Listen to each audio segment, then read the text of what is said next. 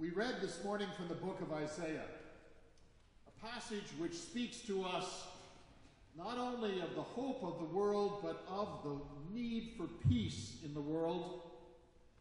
And it is a passage that sounds with a hollow ring in the time in which we live. Just the news of the recent days. I wonder, loving God, will there ever be peace?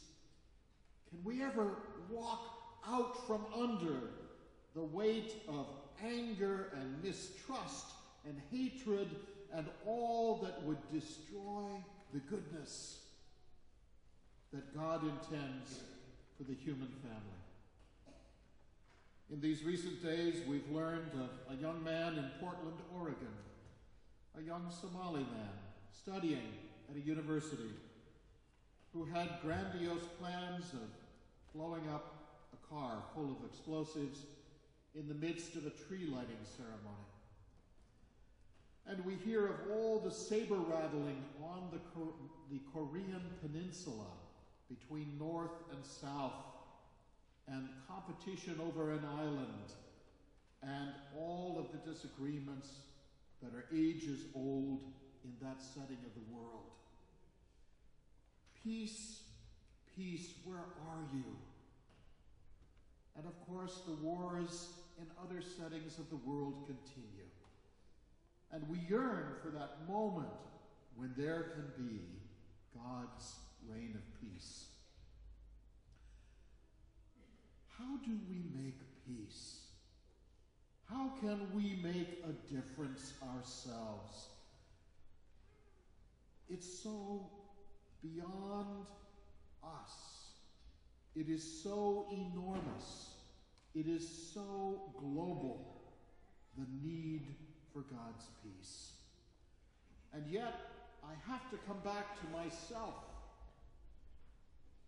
And every one of us needs to come back to ourselves as we seek the creation of peace in our moment, in our lives, in the places where we live. It really is up to every one, each one of us. Peace that we create with our energy and our heart and our thinking. Peace that we create with our response to everything that would fall apart in our families, in our neighborhoods, in our work settings. It all comes down to us as individuals. We have an interesting thing going on in the neighborhood where I live.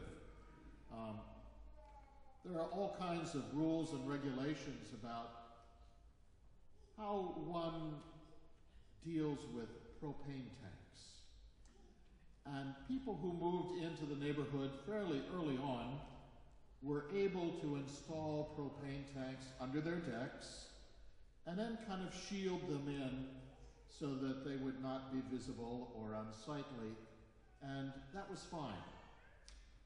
Later on, there was a new rule that all propane tanks should be buried underground for safety reasons. It's hard for me to keep up with all these rules and regulations because I know that gasoline and fuel oil tanks we're now taking out of the ground and keeping them above ground. But for safety's sake, we're now putting propane tanks underground. And the issue is real, and people have strong feelings about the issue. One of our neighbors, creating an irony of it all, has purchased an old propane tank about as tall as me, and he has decorated it with Christmas lights, and he has installed it in his front yard. And every evening he plugs in the Christmas lights, and we have the irony of the propane tank. Sounds like a Michener novel or something. But it is astounding to me how issues divide neighborhoods, because people really are taking sides on whether it's okay to bury a tank or not bury a tank, how one should deal with this, and it involves very strong feelings. You think about the settings where you live your lives. Some of you work in settings where there are dynamics of all kinds.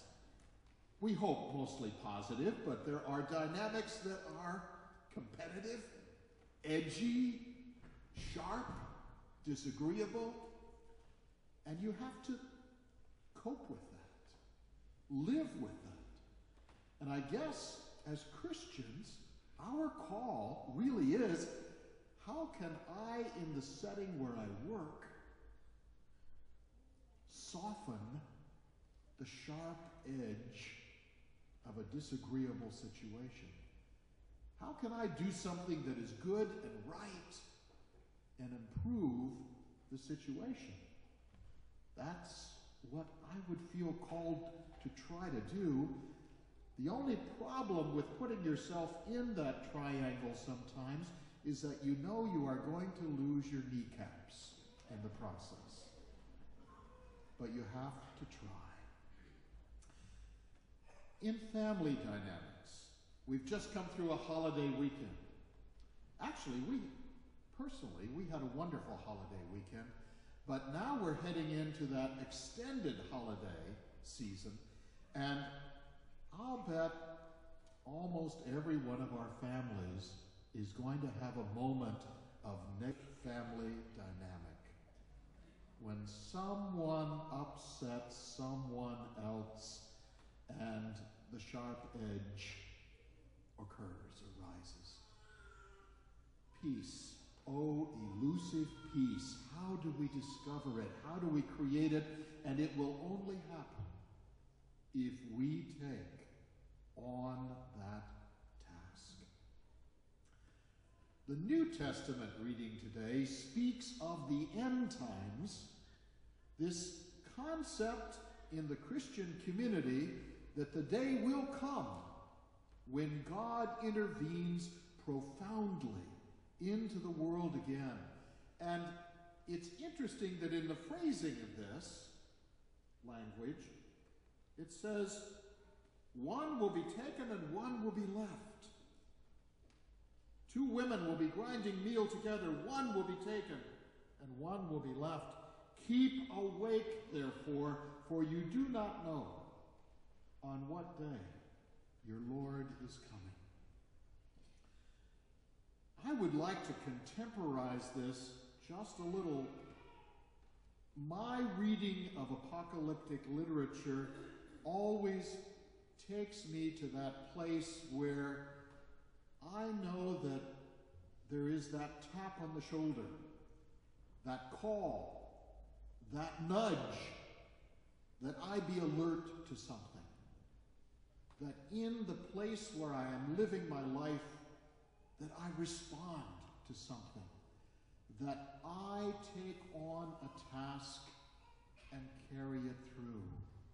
And as I read a passage like this, I know it speaks of that time in the future, or maybe that time tomorrow, when God's intervention is incredibly profound, but it's a time when I'm called upon to use my energy to make a difference in the place where I live my life. And as I read these verses, that energy is meant to do good. Each of us is called upon to do what is right, to do what is good. One will make the decision to do what is good. One will make the decision, well, I'm pretty busy right now. I've got a lot of stuff to do myself. I'm very focused on what's happening to me right now, and I just